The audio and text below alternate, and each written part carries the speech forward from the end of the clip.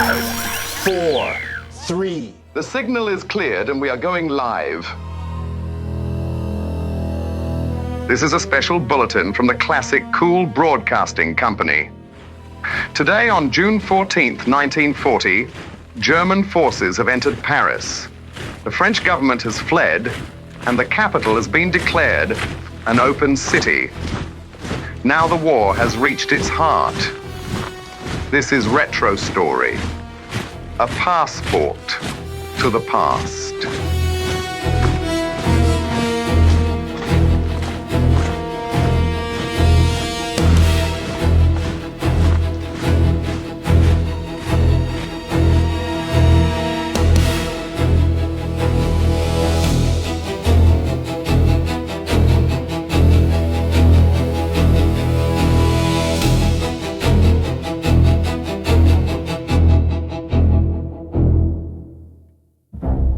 Paris, June 14th, 1940. When the city changed flags, the cafés were still open, the wine still poured. And yet, Paris was already beginning to disappear. At the counter, voices spoke with certainty, too much certainty. Men described victories that had never happened, counterattacks no one had seen, and rumors that changed with every glass. The radios did little to help. Each hour brought a new version of the truth. Each voice more confident than the last. And still, the glasses were filled. Outside, it was a different story. Every road leading south was crowded. Cars, carts, bicycles, anything that could move was leaving. Suitcases tied with rope, children asleep on luggage, engines running without pause. Paris was emptying itself, one street at a time. Then came the words, "Open city, no battle, no defense, no resistance." Paris would not fight. The government had already left. Ministers gone, offices abandoned.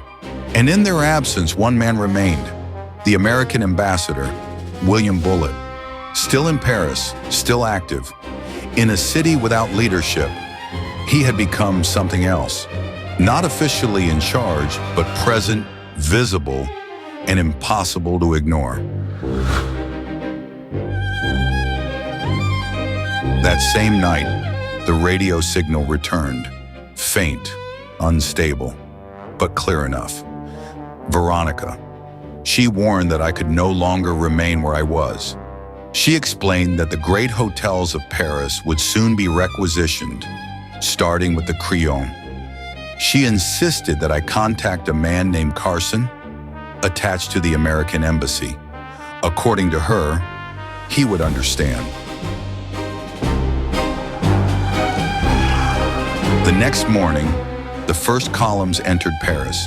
No battle, no resistance, only the sound of boots on stone. Measured, precise, unstoppable. They moved through the city as if it had always belonged to them. Flags appeared almost immediately, red, white, black. They replaced the tricolor on buildings, on monuments, even above the Eiffel Tower. Street signs began to change language. Instructions appeared in German, and time itself shifted. Paris now lived on Berlin time, 1 hour ahead, 1 hour away from what it had been. The Hôtel Crillon did not close. It transformed. Corridors filled with officers, rooms reassigned, voices replaced by commands. The great hotels of Paris were no longer hotels. They had become headquarters.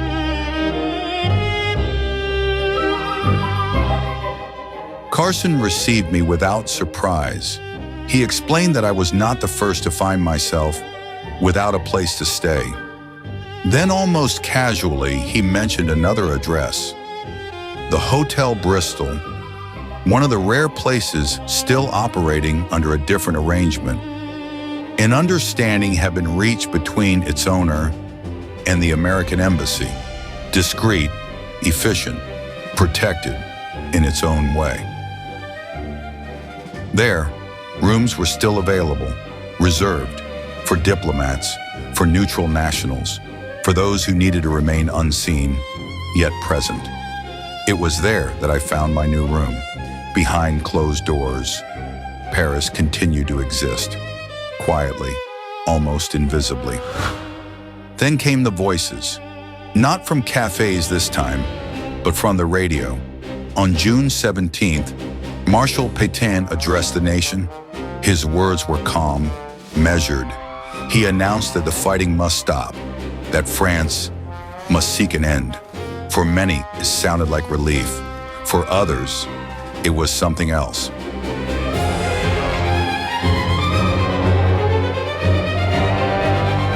The following day, another voice was heard. From London, General de Gaulle. Less known, less expected, but unmistakable.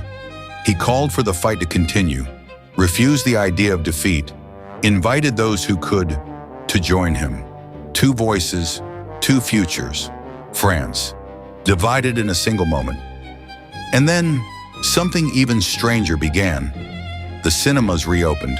The theaters lit up again. The racetracks welcomed crowds. Paris resumed, almost.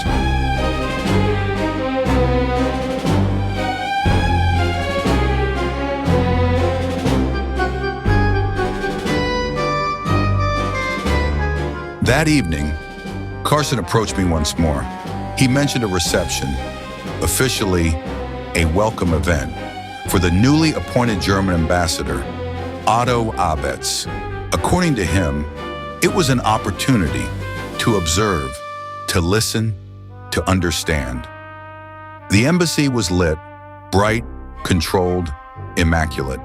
Inside, Paris still performed. Champagne, conversations, music. But the tone had changed. Uniforms were everywhere.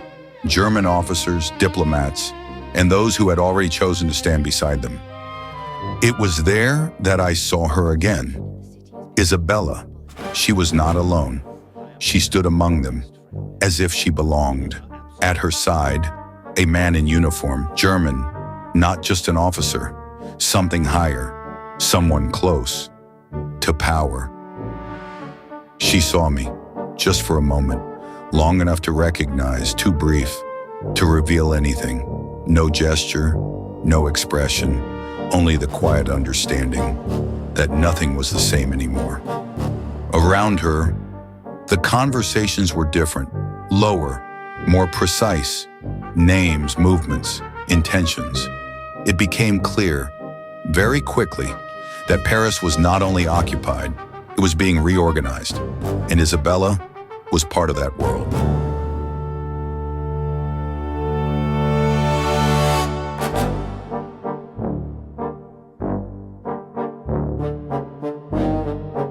Paris, June 1940.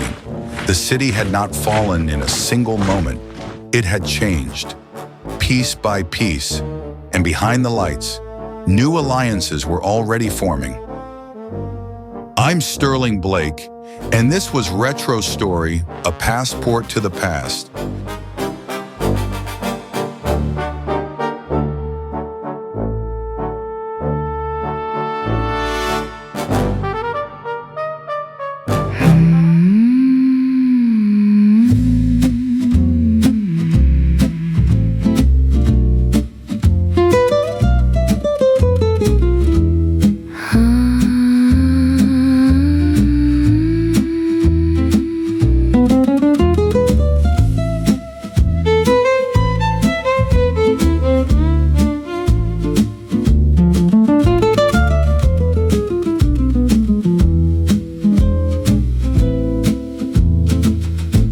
The city sleeps.